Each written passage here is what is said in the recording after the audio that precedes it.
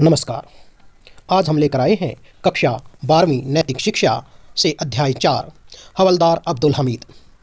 हवलदार अब्दुल हमीद वो नाम जिसके का सुनते ही पाकिस्तानी सेना के पसीने छूट जाते हैं। अब्दुल हमीद उत्तर प्रदेश के गाजीपुर जिले के एक मामूली परिवार में 1 जुलाई 1933 में जन्मे। इनकी वीरता की गाथा शब्दों में नहीं पिरोई जा सकती, क्योंकि 1965 में भारत पाक युद्ध के दौरान वीर अब्दुल हमीद ने न सिर्फ पाकिस्तानी दुश्मनों के दांत खट्टे किए, बल्कि पाक के 3 पैटर्न टैंकों के परकचे उड़ा दिए। इसी दौरान वह दुश्मनों से लड़ते हुए शहीद हो गए। परिवार वाले बताते हैं कि पाकिस्तान से युद्ध के दौरान घर से निकलते ही अब्दुल हमीद के साथ अपशकुन भी हुआ था।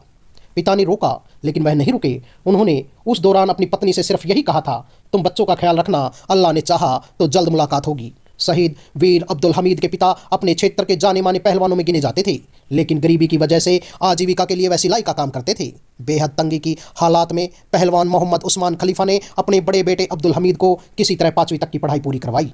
लोग बताते हैं अब्दुल हमीद का मन भले ही पढ़ने में ना लगा हो, लेकिन स्कूल जाते समय वे गाँव के अन्य बच्चों को भी पकड़कर स्कूल पहुँचाते थे। वह चाहते थे कि गांव के सभी बच्चे अच्छी शिक्षा पाएं। अब्दुल हमीद ने 27 दिसंबर 1954 को भारतीय सेना में सैनिक के रूप में सेवा शुरू की। सेना में भर्ती होने के बाद सबसे पहली बार 1962 में भारत चीन युद्ध में अब्दुल हमीद ने अपनी वीरता दिखाई। गोलियों से घायल होने के बावजूद घुटनों और कोहनियों के बल पर चलते हुए अब्दुल ने चीन द्वारा कब्जा किए 14-15 किलोमीटर एरिया को क्रॉस करते हुए भारत चीन के ओरिजिनल बॉर्डर पर तिरंगा लहराया था। युद्ध के दौरान भारतीय सेना को पता नहीं था कि अब्दुल हमीद जिंदा है। युद्ध खत्म होने के बाद जब पीछे से आई सेना की टुकड़ियों ने सैनिकों को शाम को बटोरना शुरू किया, तो उन्हीं के बीच घायल हालत में अब्दुल हमीद मिले।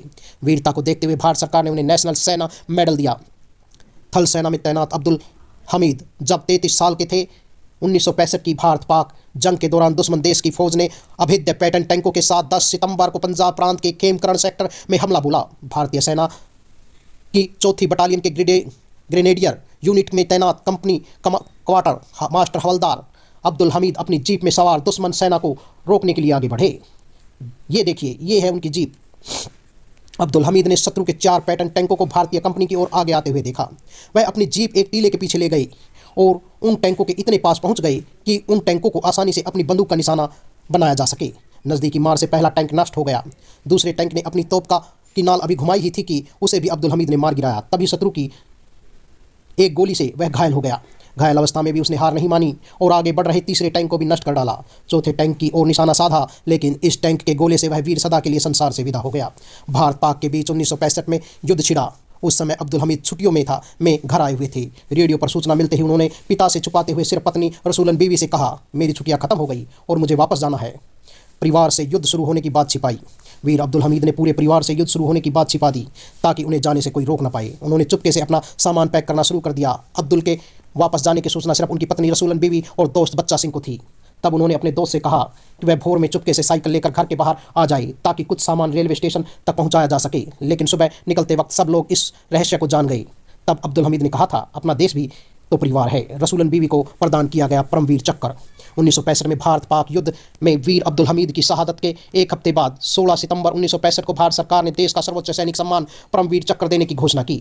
26 जनवरी 1966 गणतंत्र दिवस पर तत्कालीन राष्ट्रपति सर्वपल्ली राधाकृष्णन ने वीर अब्दुल हमीद की पत्नी रसूलन बीवी को परमवीर चक्र प्रदान किया। अब्दुल हमीद की शहादत ने यह सिद्ध कर दिया कि देश के लिए शहीद होने वाला न कोई हिंदू है, न मुसलमान, न सिख है और न ईसाई। इन सब से ऊपर उठकर एक सच्चा भारतीय है, जो भारतीय सीमाओं की रक्षा करते हुए हंसते हंसते अपने प्राणों की आहुति दे देता है।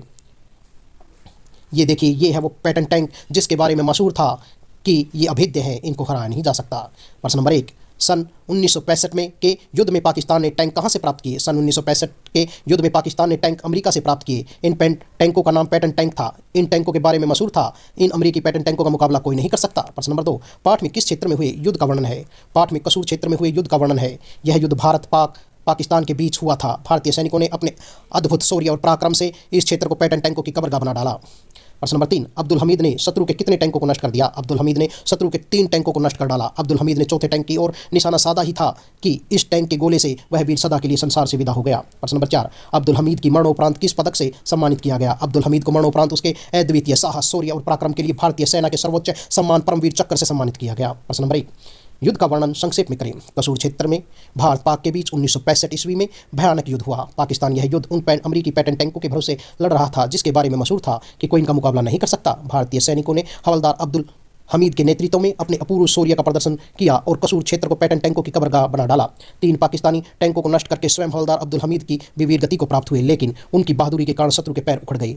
इस युद्ध में 15 पैटर्न टैंक चालकों ने आत्मसमर्पण कर दिया। पाकिस्तानी ब्रिगेडियर अपने कई सैनिकों सहित मारा गया। प्रश्न नंबर 2, पाकिस्तानी ब्रिगेडियर व सैनिकों के शवों का क्या हुआ? उत्तर, पाकिस्तानी ब्रिगेडियर व सैनिकों के शवों को भारतीय सेना के द्वारा पूरे सैनिक सम्मान के साथ दफना दिया गया। प्रश्न नंबर 3, इस युद्ध का क्या परिणाम हुआ? इस युद्ध में पाकिस्तान को मुंह की खानी पड़ी। भारतीय सैनिकों ने अपने शौर्य और पराक्रम से पाकिस्तानी पैटर्न टैंकों, जिनके बारे में मशहूर था कि कोई इनका मुकाबला नहीं कर सकता, को नष्ट कर डाला तथा 15 टैंकों पर अपना अधिकार कर लिया। पाकिस्तानी ब्रिगेडियर अपने कई सैनिकों सहित मारा गया। धन्यवाद। लाइक शेयर सब्सक्राइब अवश्य करें। ये है हमारा यूट्यूब चैनल का नाम। लाइक शेयर सब्सक्राइब अवश्य करें।